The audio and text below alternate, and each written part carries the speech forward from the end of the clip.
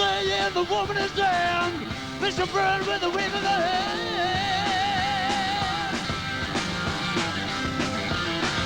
Cities ablaze, the stars on fire. Woman's flames are reaching higher. We were fools, we called a liar. He is burned.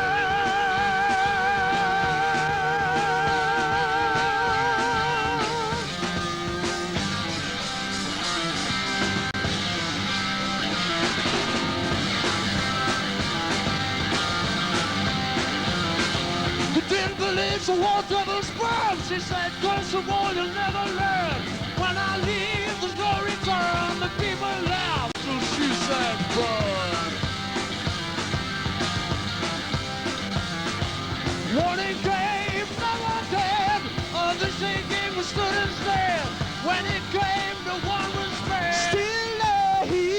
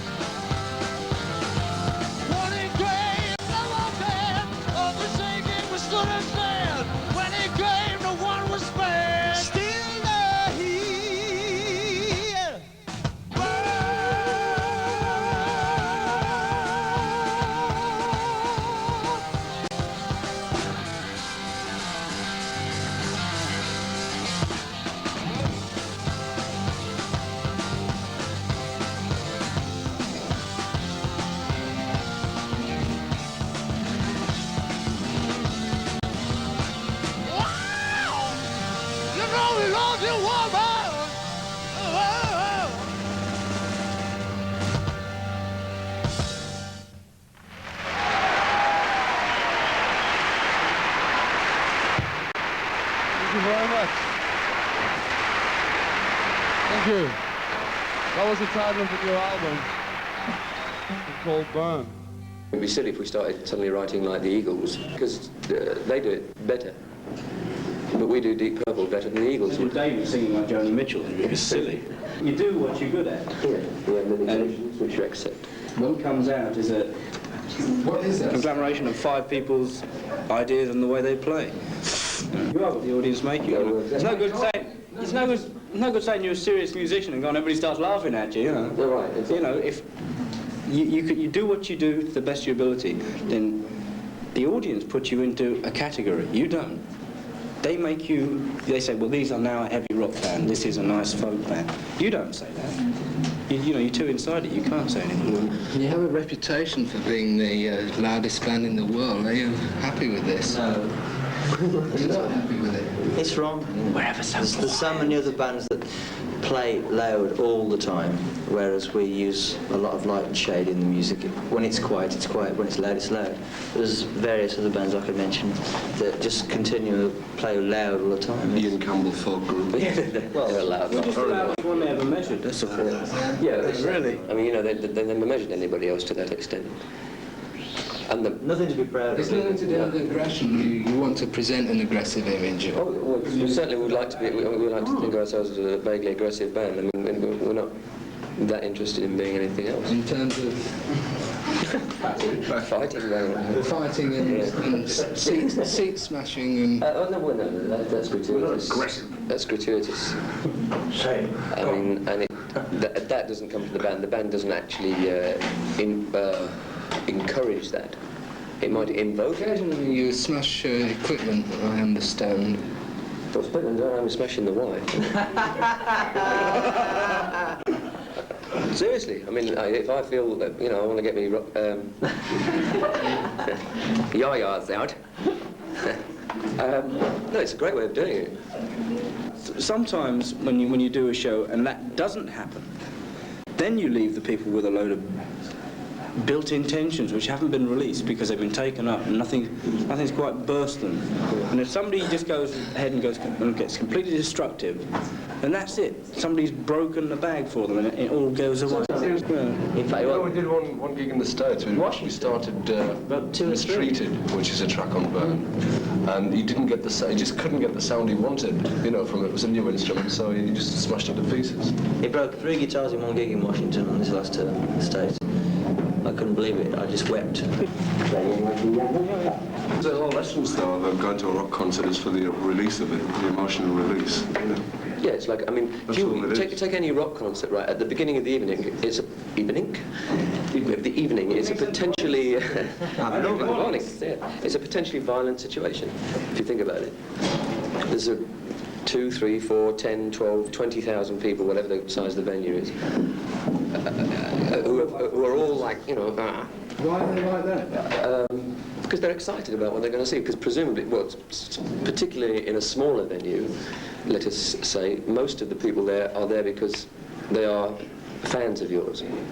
So that it's cathartic, is this violence? They're not going to imitate it. And I wasn't going to use the word catharsis because I hate intellectualizing on that level.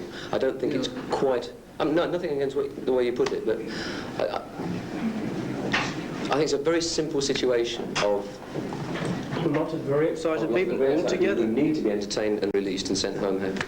The release you can get is like the physical release, which I think is what we promote. Physical release. I'll put it there. All right. An acoustic thing is purely a nice evening, you know, like happy feelings and things like that. There is a certain aggression. You can draw parallels in other kinds of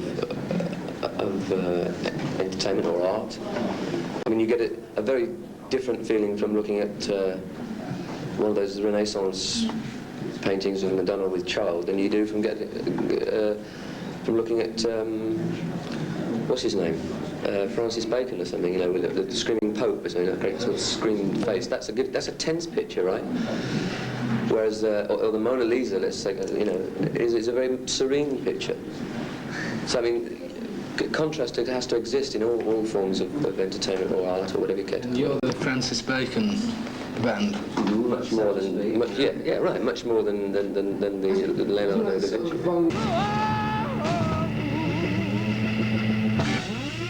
Good night, God bless you all.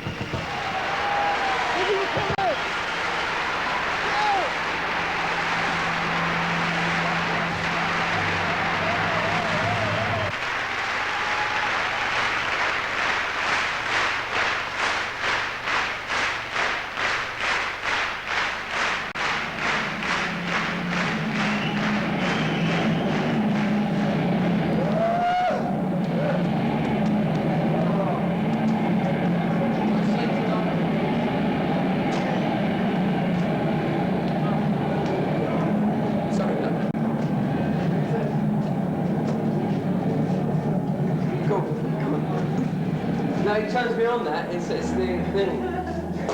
I love it.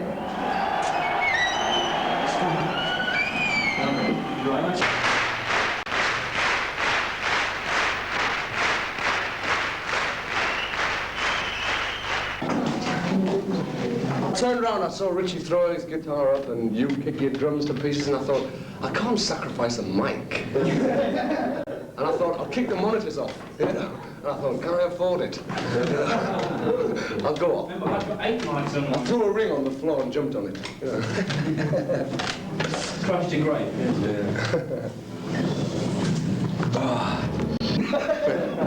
I just put my beer down. I put my beer down and it's gone. Sure. Do you want a cigarette, Johnny?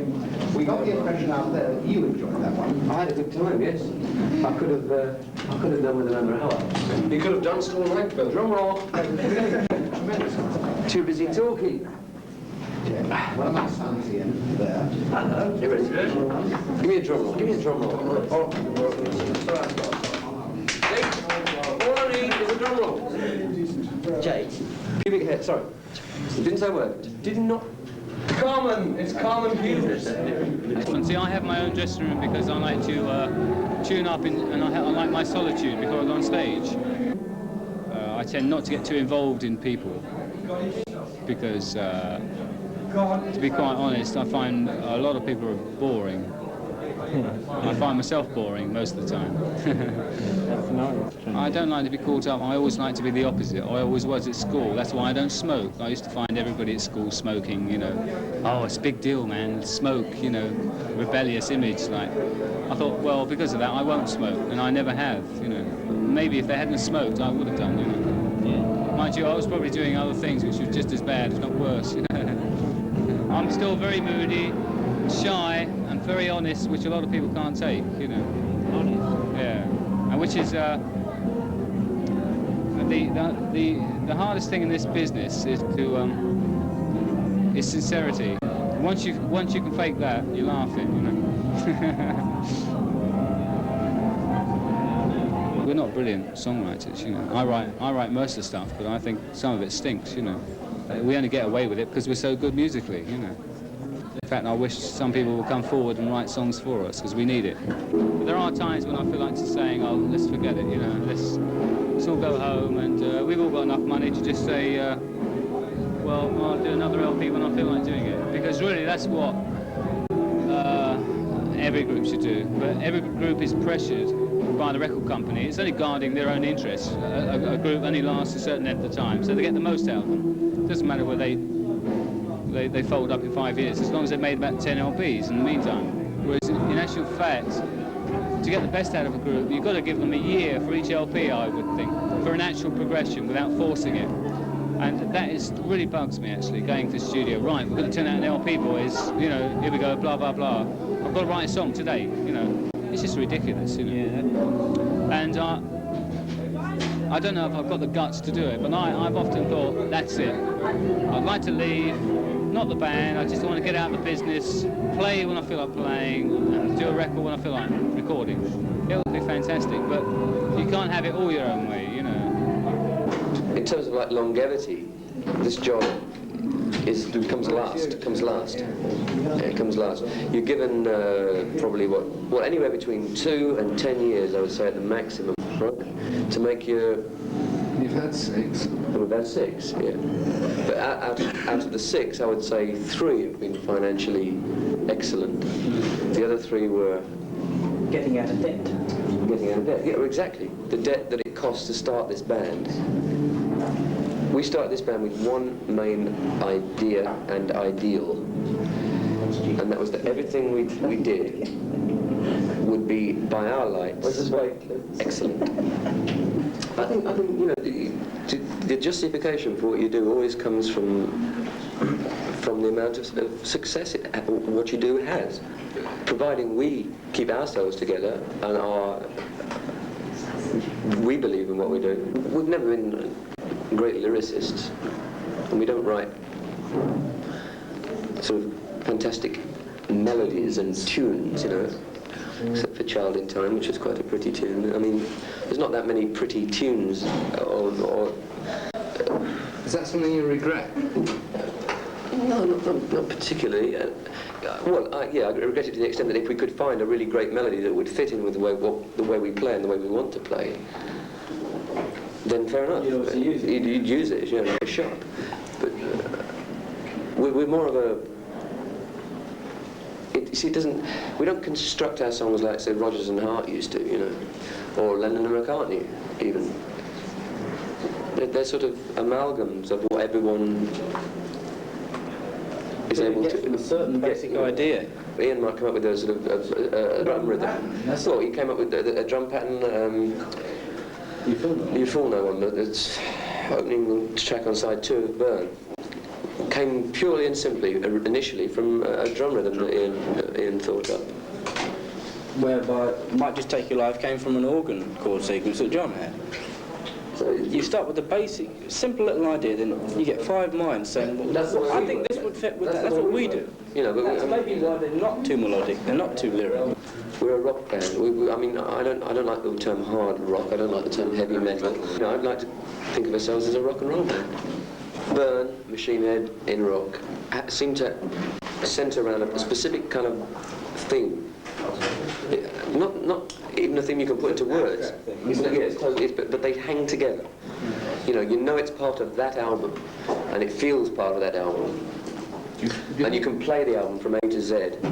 Without thinking, oh, that sticks out like a sore thumb. You see a progression in your album career? It's sort of gone like that, you know, to us. We've gone up and then taken 1 step back, then 3 steps, then 1 back, you know, in terms of the albums. Can you talk about your fairy tale discovery? Yeah. With the accent on fairy. I've always wanted to get on, you know. And I auditioned Deep Purple last year in August. Yeah.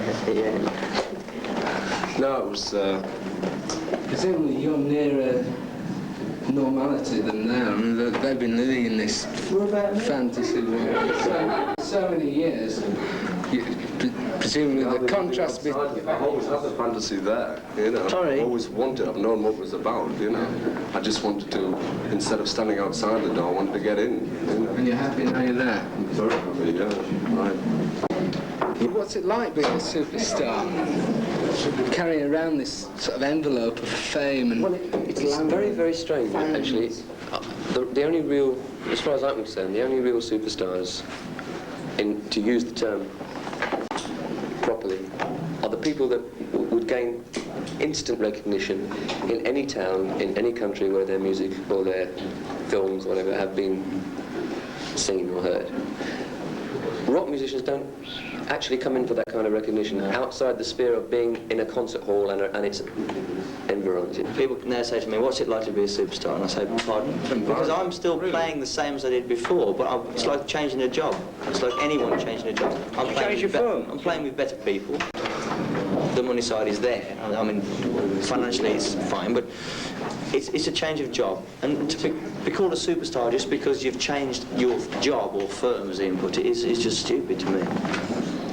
I just can't. No, I said that. It must have altered your lives. Oh, you don't eat fish and chips now. You presumably go to... Do it for fancy. Do it for fancy. You might have the wrong idea. If you don't want to eat fish and chips, you can afford not to eat fish and chips. That's all. That's the only. All it is choice. We don't walk around with hand mirrors, you know, like sort of admiring ourselves all the time, you know. Like, as Ian puts it, once the job is over for that particular night, you go home or you leave, and once you're out of the surrounding area, honestly, hardly anybody would recognise you unless they happen to be a fan of yours and have pictures of you at home or something. Or your album. I mean, like. Is that failure? No, it's because. I'd rather be recognised musically than as a face. It's an insulated world, rock and roll, you know. I mean, it doesn't actually get to Mrs. Hodgkins at number 43, you know. It gets to her daughter, maybe, or her son. Actually, I'd like to get to Mrs. Hodgkins' daughter. She's all right. Paul McCartney's discovery. Yeah, that's right. Very Hodgkin. Do you see what I'm trying to say? It's very insulated. And if it does happen in the street, if some Joe Boggs comes up to me in the street and asks for my autograph, of course I'm knocked out. I love it. It's a great feeling. But you give up such a lot, you know. You give up such a lot when you're doing this. What? Time. That's what you give up. You know, for an hour and a half you get up on stage, you're probably spending 2 or 3 days, you know, away from your home life. Your social life gets screwed right up because you're pissing off to different countries every month or so. And that's a huge thing to give up. That freedom to say, I think I'll go to the pictures tonight, because you can't, because, you know, tomorrow you'll be playing 1,000 miles away. You've got to get a plane. Now, you may say, quite rightly, that you'd give up that freedom for the amount of money involved.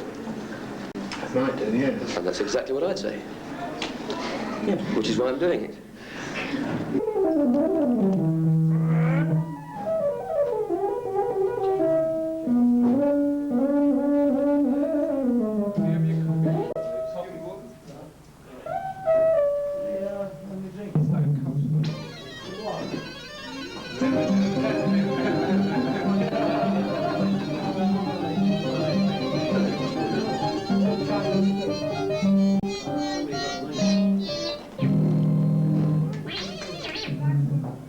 Could you pass me that bottle of marvellous stuff? Is it hard work doing all that drumming behind such a loud band? No, tonight. Physically it's quite demanding.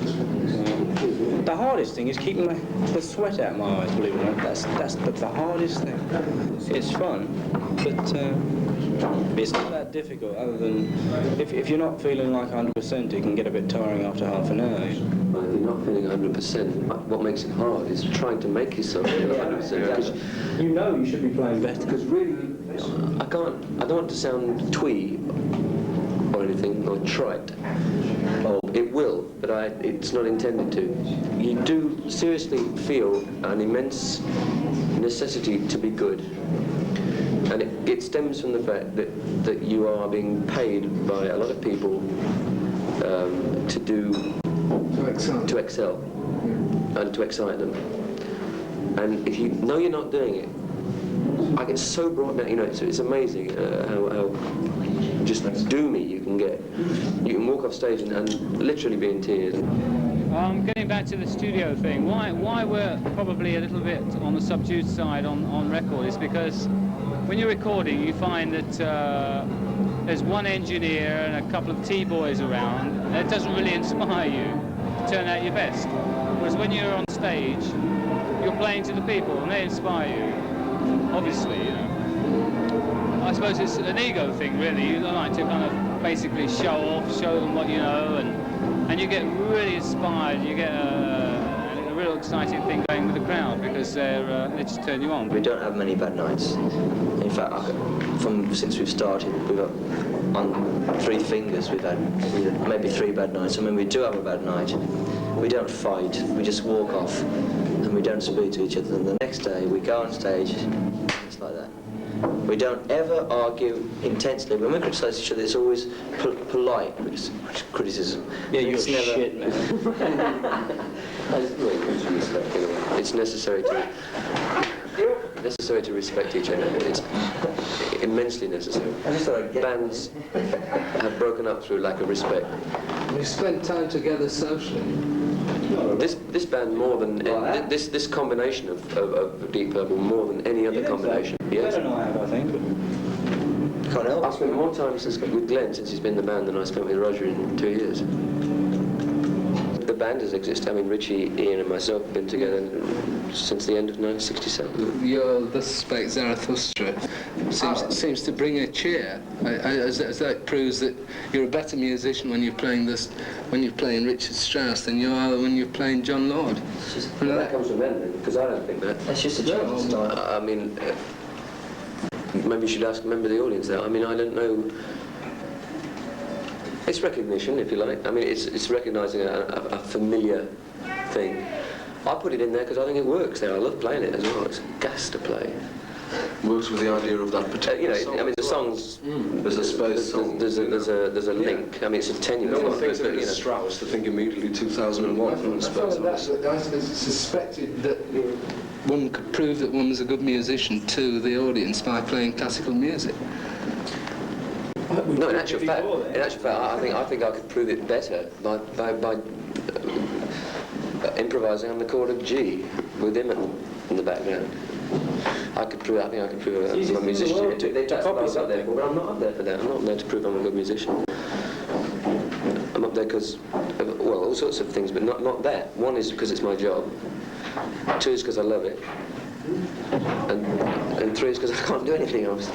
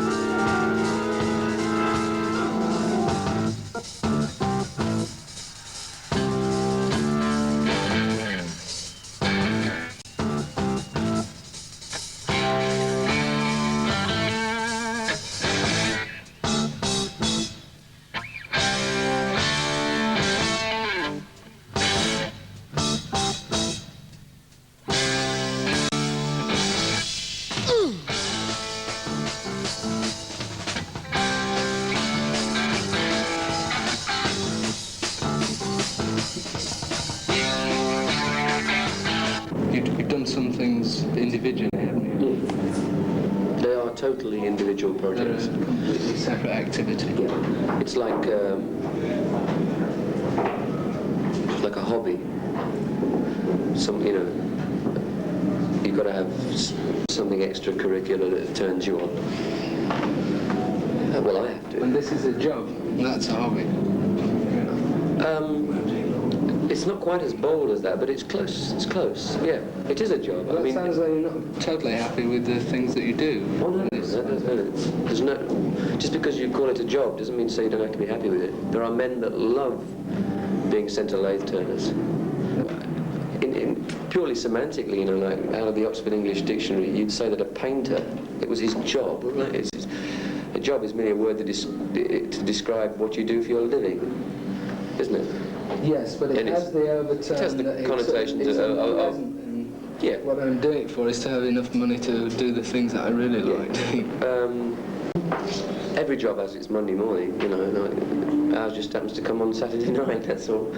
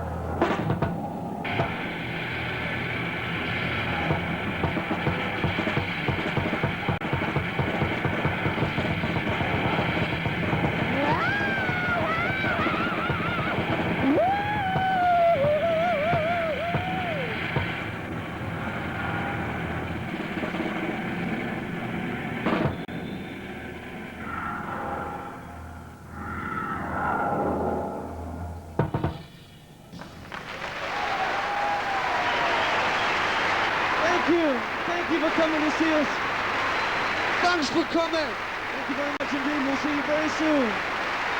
Take care.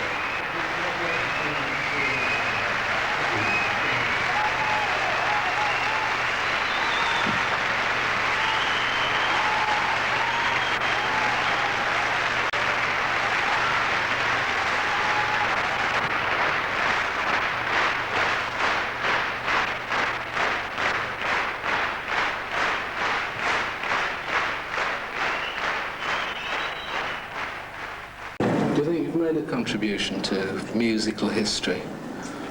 Not musical history, no. I made a contribution to social history, probably. One which will be forgotten not long after the band breaks up. But that's modern times, isn't it? I mean, certain people will remember us, you know. Like I said, they say, oh yeah, I remember when I was 15 I used to be a Deep Purple fan, or when I was 21 I used to be a Deep Purple fan, or whatever. It's a history of 10 years, which will last 10 years, and that's it.